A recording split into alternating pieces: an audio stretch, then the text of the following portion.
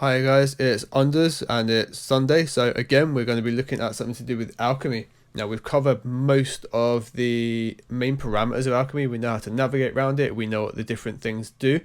There's a couple of other little oscillators and tricks that you can do with it before we really start going into sound design. So what we're going to have a look at is effectively the noise section of it today. So we've just got a default project up, it's just playing one note, and at the moment it's just the default factory preset in Alchemy. Super exciting. What we're going to look at doing is creating a vinyl noise. Now I use this all the time. Some people will do tape piss and things like that just to lay it in music. It fills a bit of space. If you're creating a sort of hip hop track and you want to have that sampled sound, this is a good little technique you can use to bring that effect into what you're doing if all the instruments you're going to do are in fact played. I think what we'll do at the end of the video, we'll look at a track where I've used this as well. So let's go File and Clear. Let's nip into Advanced and we're going to grab oscillator A. Why not? It's the first one there, right? It should just be a plain saw wave now. Okay. So in VA over here, we see we've got the saw on, but below we've got the noise operator. We're going to turn the oscillator off, so now we'll have nothing whatsoever. If we turn this on, we've got a few different options, and one is vinyl. Who would have thought? It gives a pretty good sounding and authentic vinyl loop. Yeah, you really get the feeling of a turntable going around there. However, it is a little bit static and it's a solid one level going on. And that is something that doesn't really happen with a vinyl sound. If you've sampled a little bit and looped it over, you get that sort of effect, but we can make this a little bit more realistic. So the first thing I tend to do, we don't want all the low noise, especially if we're using it musically. If you just want to have this at the start, go for it, but it's still nicer to cut it out to sort of at least this region. I'll quite often go a little bit further around here. It takes that grunginess out. See, big difference, all that low rumble, we just get rid of that and we just got the nice final noise going on. Okay, so something really nice to look at is, where are you? Volume. Now, volume we can then associate to an LFO. Let's associate it to LFO2. We're going to do new LFO. Brill. And now it's pulsing.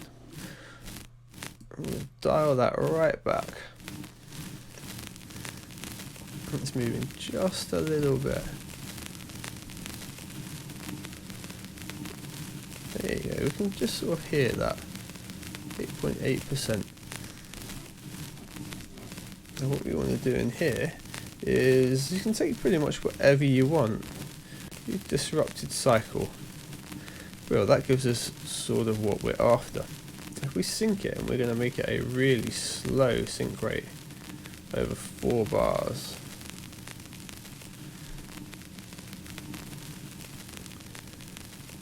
That gives us a much more natural sound how that's moving up and down there. Yeah?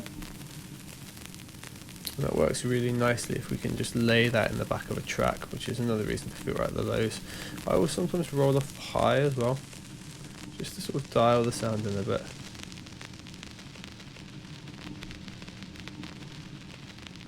There you go, that's really nice just there. Okay.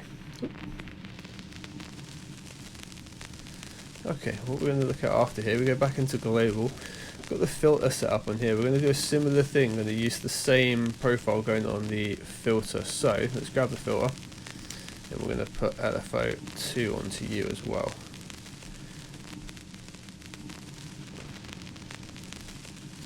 We want that to function in a similar way. I think what we'll do is have it so it runs the opposite to the volume.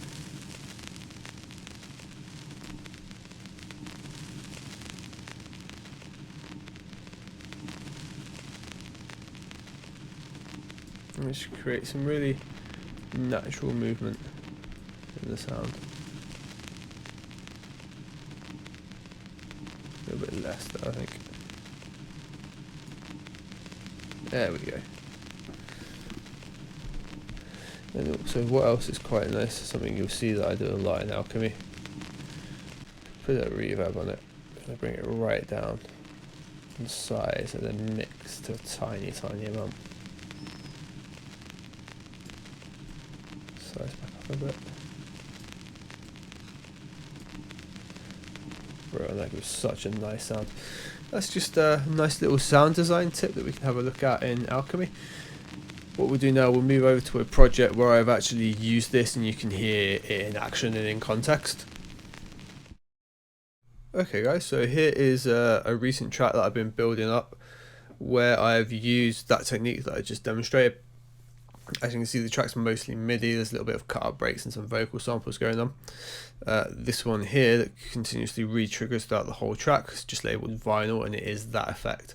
Take a little listen to a snippet up here. We can get an idea for what the track actually is.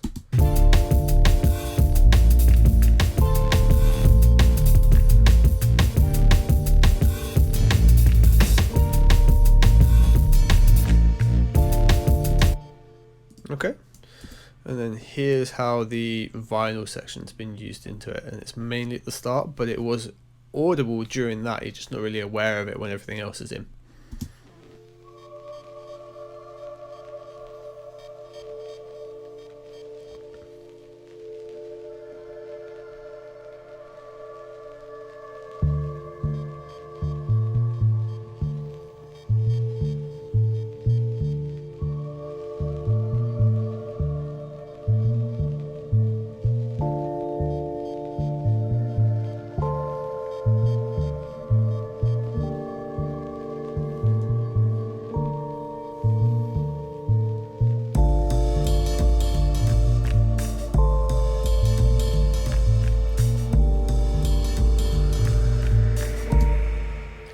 Cool, so there you go, you can get an idea for what's going on with that and how that can be a useful effect. You can do a similar thing with the white noise and pink noise to fill out a mix. Thank you very much guys, don't forget to subscribe, hope you enjoyed the video.